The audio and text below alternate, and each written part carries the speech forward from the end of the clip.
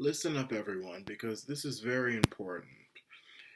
What I'm about to educate you on is very important, and whether you're white, whether you're black, whether you're whatever you are, people need to know what a foofoo jigaboo is.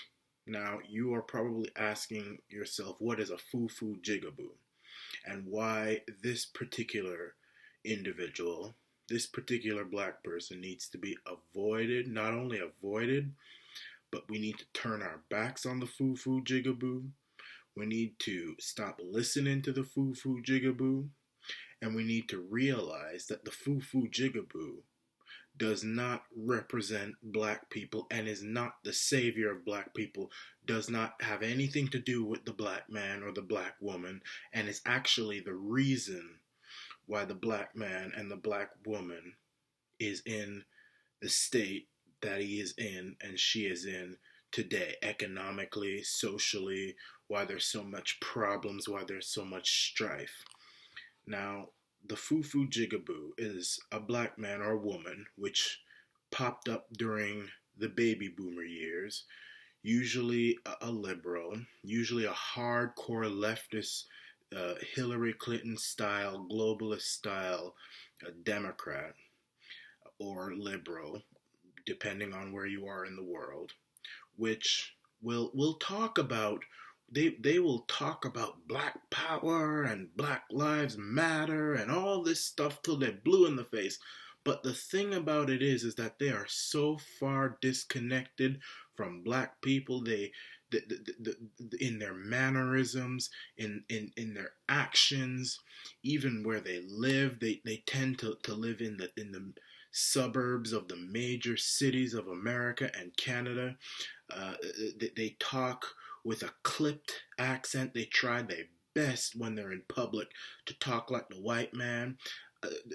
They will try, and the fufu jigaboo female will try their best to buy the nicest weaves with the straightest hair, to try and have hair like the white man, because they're ashamed of the way, because we all know black people's their hair is designed differently from the white man. White people their hair is straight. Our hair is usually curlier. It's curly. It curls. Our hair is curled. The fufu jigaboo does not like that, especially the female. The female fufu jigaboo will go to the most expensive hair salons and hair stylists to try and straighten their hair. But while they're straightening their hair, they will try and scold any black person for not being liberal enough, and if you're not liberal, you're a sellout and black power. While they're straightening their hair, they'll have their fist up, black power. They'll be doing all that, but they don't have anything to do with the hood. They don't live in black neighborhoods. They probably go to the church in the hood, but they'll get out of there before sundown. And the reason why this person is so dangerous is because those who are in power, the politicos, the leaders of the Western world, what the mistake they make is to cower down to the foo-foo jigaboo. And I know what I'm talking about. I've got plenty of them. I know plenty of them. As a black person, I've interacted with foo-foo jigaboos. I've got plenty of them in my family. Yeah, they'll talk about black people. They'll talk about Black Lives Matter. They'll talk about first black president. They'll talk about all of that. But I'll tell you, behind closed doors, they despise the black man. They talk down about the black man. They'll talk about, oh, I wouldn't. Black men are this and that and this, that, and the third, and all sorts of stuff. But the reason why they get so much airtime and why people mistakenly listen to the likes of Don Lemon, who's a foo-foo jigaboo, Oprah Winfrey, who's a foo-foo jigaboo, Barack Hussein Obama, I wouldn't even call him a foo-foo jigaboo because he ain't even black to begin with. Raised by a white mama, white grandparents, didn't know any of his black relatives, and in fact, he's actually snubbing his black relatives. His half brother can't stand him. The black side of his family can't stand Barack Hussein Obama, so he ain't even black. He's disqualified from that. The likes of Maya Angelou and Toni Morrison, who say that Bill Clinton, William Jefferson Clinton, is the first black president, even though he's a white man. Foofoo Jigaboo mentality. And these people are so loud and so obnoxious and so rude, and the white man who is a coward will bow to them and cripple to them and say, oh, we need to listen to Oprah, we need to listen to Obama, we need to listen to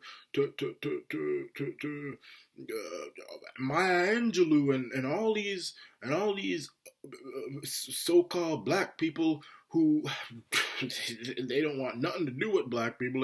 They live amongst white people. They go to white parties. They talk white. This is how they answer the phone. When they answer the phone, and I know this. Trust me. Phone rings. Ring, ring, ring. Hello. Good morning. Yes, hello, oh yes, you are calling the Lawrence residence. Oh yes, I will put that down in my schedule book. Okay, thank you. Goodbye. And then when they hang up the phone, hey Jamal, get my schedule. You know, in private, whatever, but in public, they want to try and keep up appearances, and you can't. And I've got to. And this, my message. The reason I'm making this video is to tell people, don't listen. It's time we close our ears to the foofoo Jigaboo. Close our ears. Close our eyes to them. We don't listen to them. When they say that the Democrat is the black man's party, you spit on their face. You spit on their face, because these people are the actual reason why, especially in America, where I have lived before and I am very familiar with, the black man and the black woman have not reached the potential that I know they could reach. Black people are not inferior, they're not stupid, they're plenty smart, you know it. But the fact is that the mentality and the ideology that they have been fed and been feared into believing over and over and over again has been a ball and chain around our legs, and it's time we chop that off. It's time we start listening to black people like Clarence Thomas and Herman Cain and Kanye West and Michael Arana. Let me tell you something. You might, when you go on my comments page, you may see one or two comments where you got some foofoo Jigaboo, straight-haired, lisp talking, living around white people, trying to act like white people, don't want to have anything to do with black people, try and say that I'm Uncle Tom, I don't like black people, I don't identify. Let me tell you something. And I'm speaking to black people now.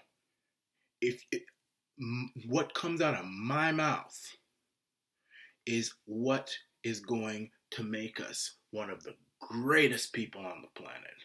We have the ability to shine. We can stop building ghettos and start building nations if you listen to the Arana Nation.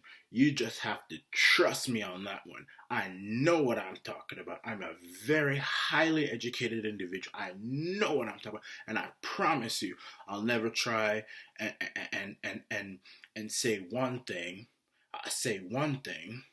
That my white masters, my white liberal masters, Hillary Clinton, Bill Clinton, Nancy Pelosi, Chuck Schumer, and all them other white liberals, what they say, I won't say that one. I won't say what they say, and then turn around and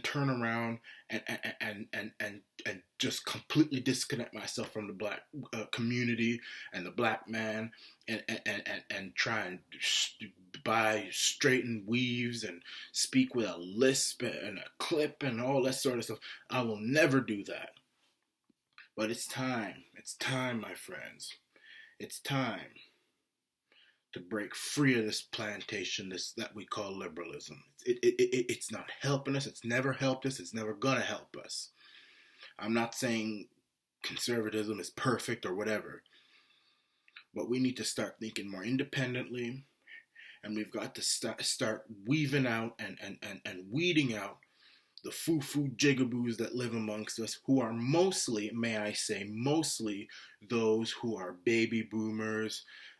They're in their 50s, their 40s, those kind of people who lived through the 60s and the 70s and the 80s. They are screwed up, they're messed up, they are completely done, they have failed the black community, and their power is slipping away from them. Younger black people, my generation, they are turning away from this failed ideology that the foofoo jigaboo is determined to hang on to. You've seen the latest post: 38% are willing to think for themselves and maybe think about even Trump and conservatism. 38%, not much, but compared to what it usually is, it's a big step. And you're seeing what's happening. You're seeing what's happening. We need more of that. And I'm telling you, I'm urging all people to weed out who I call the foofoo jigaboos, Don Lemon, Oprah Winfrey, Barack Obama, Toni Morrison, Maya Angelou, and so many others. And even in your own family who live amongst you, there's plenty of them in the GTA. I know that, Greater Toronto Area. Mitzi Hunter, who's a member of the provincial parliament, she's a big time foofoo jigaboo. I mean, she is just, I can name a long list of them. We gotta weed them out, and we gotta say, you do not represent us, and you'll never represent us. I'd rather die than listen to anything you have to say. And this is the Arana Nation.